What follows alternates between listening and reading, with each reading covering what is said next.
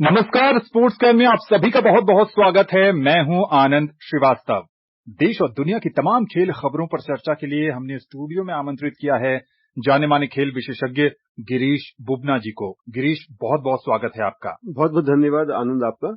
Cricket, badminton, hockey और शतरंज सहित ढेर सारी खेल खबरें हैं, लेकिन सबसे पहले स्पोर्ट्स हेडलाइंस। बांग्लादेश के साथ पहले क्रिकेट टेस्ट मैच में शुरुआती झटकों से उबरने के बाद भारत की स्थिति मजबूत। Malvika Bansod China Open badminton के क्वार्टर फाइनल में। पंजाब ने 14वीं हॉकी इंडिया जूनियर पुरुष राष्ट्रीय चैंपियनशिप का खिताब जीता और विश्व शतरंज चैंपियनशिप फाइनल चैलेंजर में भारतीय पुरुष और महिला टीम का विजयी अभियान जारी।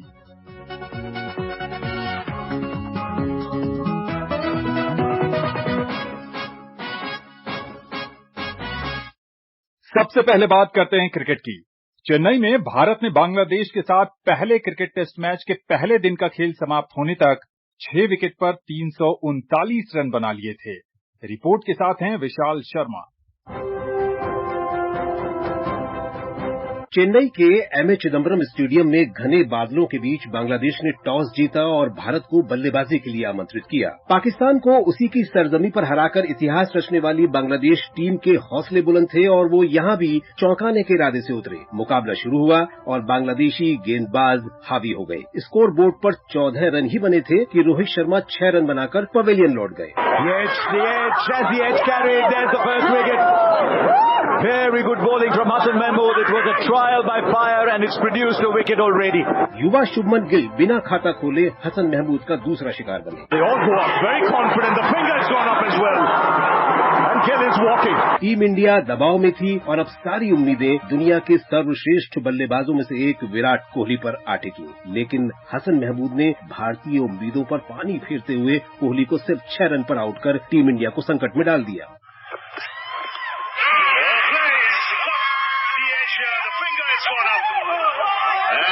Kohli dismissed. We mentioned when you go with hard hands, there's always an opportunity for a bowler here, but full marks to Hassan here, picking up his third wicket.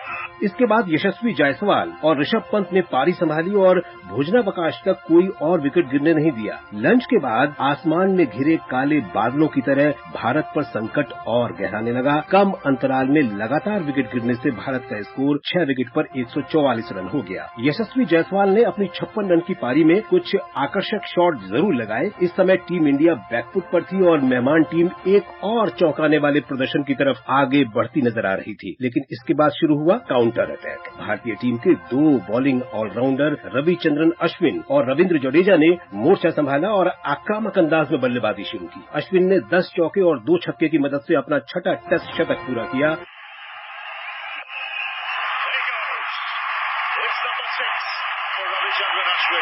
His second in front of his home crowd in back-to-back test matches, and it's $1 million smile as his teammates acknowledge it. The crowd stand up. Has been one terrific innings this, flawless innings this really. 100 of just 108 when the bowlers were dominating.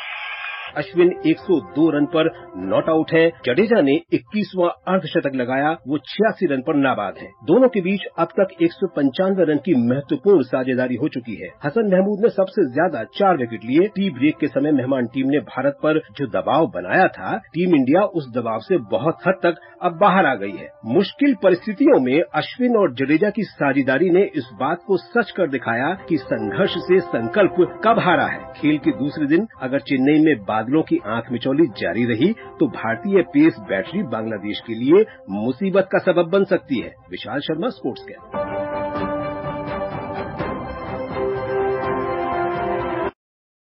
Ashwin और जडेजा ने संभाल लिया, नहीं तो गिरीश ऐसा लग रहा था कि पाकिस्तान की कहानी यहां भी दोहराने उतरी थी बांग्लादेशी टीम। बिल्कुल, बहुत ही बुलंद इरादों के साथ बांग्लादेश की टीम भारत आई थी और वहां पर पाकिस्तान को उनको अपने घर पे हराने के बाद, और जो कि एक तरह से बहुत बड़ी बात, किसी को सब वो कम आंक रहे थे। और यहाँ भी ये हुआ था कि जब रोहित शर्मा के पास ये मौका था कि टॉस जीतकर पहले वो गेंदबाजी करे, जैसा कि रोहित ने खुद टॉस में बताया।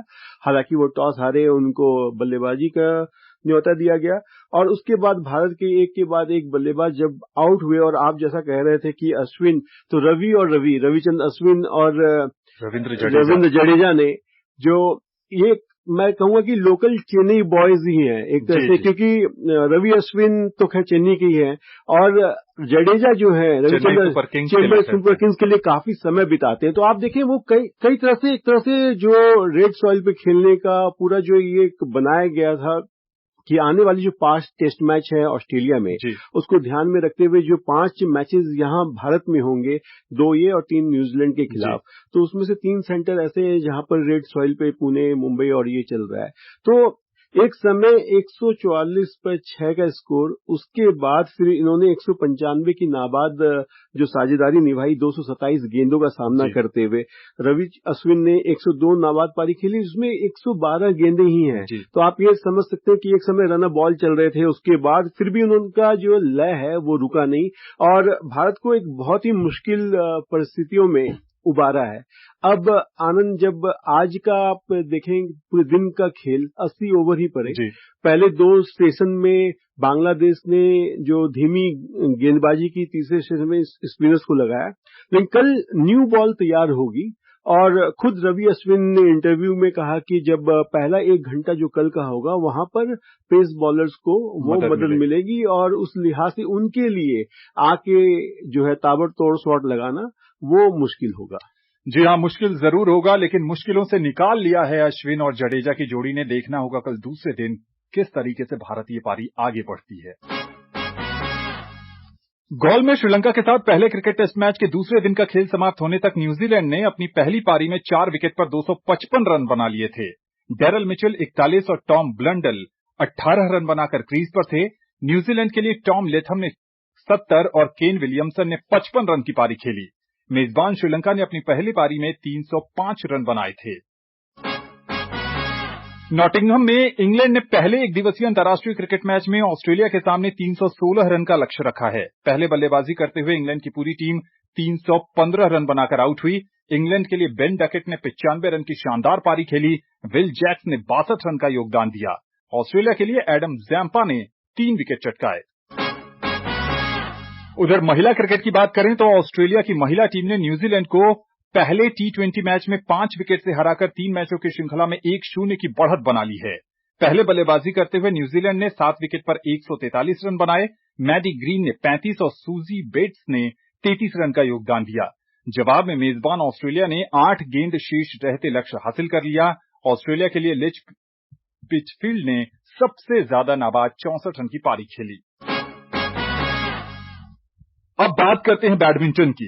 भारतीय बैडमिंटन के लिए आज बहुत बड़ा दिन है, क्योंकि साइना नेहवाल और पीवी सिंधु के बाद Malvika Bansod China Open badminton tournament के क्वार्टर फाइनल में पहुंचने वाली सिर्फ तीसरी भारतीय महिला बैडमिंटन खिलाड़ी हैं। कैसा रहा उनका सफर, बता रही हैं सरफिरोजी।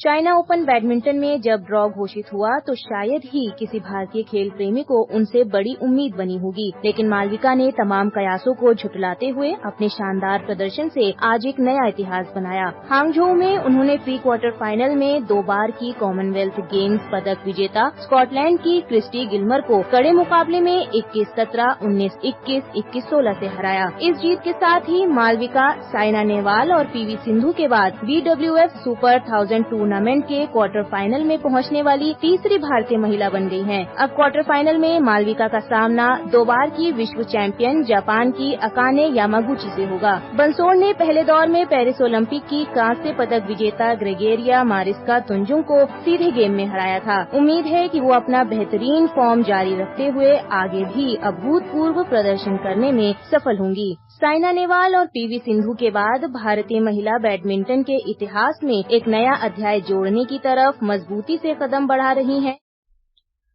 गिरीश, बड़ी कामयाबी और बैडमिंटन की पिछले कुछ वर्षों में जब भी चर्चा होती है तो बात होती है साइना की, बात होती है पीवी सिंधु की। वैसे अनमोल खरब, उन्नति हुडा जैसे नाम हैं, लेकिन ये एक ऐसी उपलब्धि है जिससे भविष्य में चमकता हुआ सितारा नजर आ रही मालविका। बिल्कुल, इस रिपोर्ट में जैसा आप बता रहे थे कि आपकी टीम ने कि शायद ही कोई भारतीय ने सोचा होगा कि मालविका बंसोड़। तो आनंद, पिछले साल दोहा में मैं एक इवेंट के दौरान था और उसी होटल में मालविका बंसोड़ अपने पिताजी के साथ सेम होटल में रुकी थी और हालांकि वो किसी इवेंट में नहीं थी, वो ट्रेनिंग के लिए आई थी।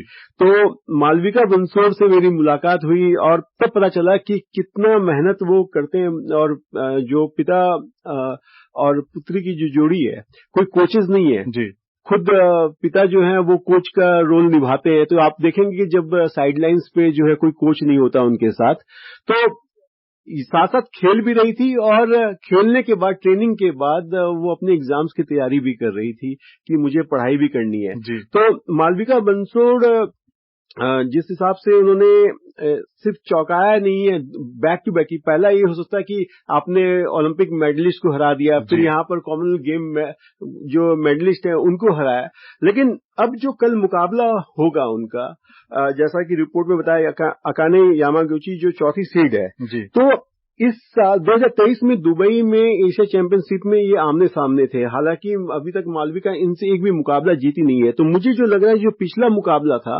वो इनका 23-25 और 19-21 से हारी थी। Tough fight. तो इतना आसान नहीं होगा अकाने यामागुची से के साथ कि उनको एक तरफा जो है वो मुकाबला खेलने को मिले। काफी उन्होंने मेहनत की और वो दिख रहा था। आज क्रिस्टी गिलमोर के मुकाबले में भी एक तरफ वो पहले पीछे गई, फिर लगातार 10 पॉइंट लिया। फिर एक जो चीज मैंने देखी है उनकी, वो है डिसीजन लेने की क्षमता। जो बैकलाइन पे जब उनका शटल जब गिरता है तो कई बार उनको लगता है कि ये बाहर जा रहा है और वो उसपे वो काफी पॉइंट गवाती है। तो वो एक डिसीजन मेकिंग उनको लेना पड़ेगा। रीच बहुत अच्छी है और कोर्ट के चारों तरफ अपने प्रतिद्वंदी को दौड़ाती है। तो मुझे लगता है कि इस खिलाड़ी में आने वाले समय में भारतीय जो है इनका नाम बार बार सुनेंगे। जैसे पीवी सिंधु एक शिखर पे गई है, मालविका बंसोड़ से मुझे उतनी ही उम्मीद है। चलिए, जैसा कि गिरीश कह रहे हैं कि down the baseline judgement error को सुधारेंगी तो कल हो सकता है अकाने यामागुची के साथ एक और करिश्मा करने में वो सफल होंगी। पंजाब ने शूटआउट में उत्तर प्रदेश को 4-3 से हराकर 14वीं हॉकी इंडिया जूनियर पुरुष राष्ट्रीय चैंपियनशिप का खिताब जीत लिया है। कड़े मुकाबले में निर्धारित समय तक दोनों टीमें 3-3 से बराबरी पर थीं, लेकिन शूटआउट में पंजाब ने बाजी मारी और खिताब अपने नाम किया।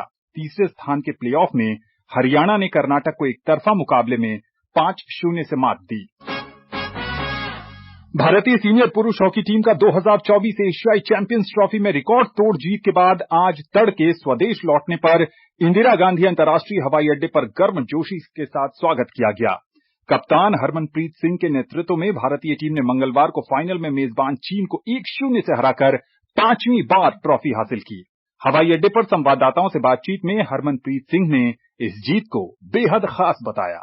बहुत अच्छा लग रहा है बैक टू बैक इस टूर्नामेंट को जीतना और बहुत स्पेशल है हमारे लिए, क्योंकि ओलंपिक के बाद बहुत ही कम समय में ये टूर्नामेंट था और अपना माइंडसेट एंड इस टूर्नामेंट के लिए रेडी होना बहुत समय कम था हमारे लिए। बट आई थिंक जितने भी हमारे साथ टीम गई है, जो यंगस्टर्स भी गए हैं, उनकी परफॉर्मेंस देख के तो ओवरऑल बहुत अच्छा परफॉर्मेंस किया है उन्होंने और हम बहुत ज्यादा खुश हैं और डेफिनेटली ये टूर्नामेंट हमें बूस्ट करेगा आने वाले मैचेस में, जितने भी हमारे इस साल के मैच हैं, तो आई थिंक आगे जाके बहुत हेल्प करेगा।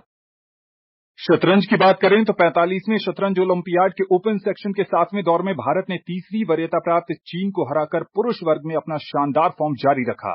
वहीं भारत ने महिला वर्ग में भी अपनी जीत का सिलसिला बरकरार रखा है, जिसमें वैशाली रमेश बाबू और वंतिका अग्रवाल ने काले मोहरों से जीत हासिल कर टीम को जॉर्जिया की मजबूत टीम के खिलाफ 3-1 से जीत दिलाई। भारतीय टीम इस प्रतिष्ठित टूर्नामेंट में पहली बार स्वर्ण पदक जीतने की ओर तेजी से आगे बढ़ रही है। भारतीय टीम ने टूर्नामेंट में अब तक अपनी मजबूती, नियंत्रित आक्रामकता और जरूरी जज्बा दिखाकर दबदबा बना दिया है। वो टूर्नामेंट में एकमात्र ऐसी टीम है जिसने कोई भी मैच नहीं गंवाया है। भारतीय पुरुष और महिला दोनों टीमों के अंकों की संख्या 14 हो गई है और वो 7 राउंड के बाद शीर्ष पर बने हुए हैं। यहां भी उम्मीद है कि हम बेहतर प्रदर्शन करेंगे, लेकिन गिरीश, इस पर या किसी और खबर पर आपसे चर्चा के लिए अब समय नहीं। आप कुछ कहना चाह रहे हैं? बस एक शब्द जोड़ूंगा कि 8वां राउंड जो है शुरुआत उसकी हो चुकी है। जो पुरुष वर्ग है वो ईरान के साथ खेल रहे हैं और महिला वर्ग वो पोलैंड के साथ खेल रही है। इस जानकारी के लिए बहुत बहुत शुक्रिया और स्पोर्ट्स कैन से जुड़ने के लिए आपका बहुत बहुत आभार। बहुत बहुत धन्यवाद आपका आनंद। स्पोर्ट्स कैन की पूरी टीम को दीजिए अनुमति। आप बने रहिए आकाशवाणी के साथ। नमस्कार।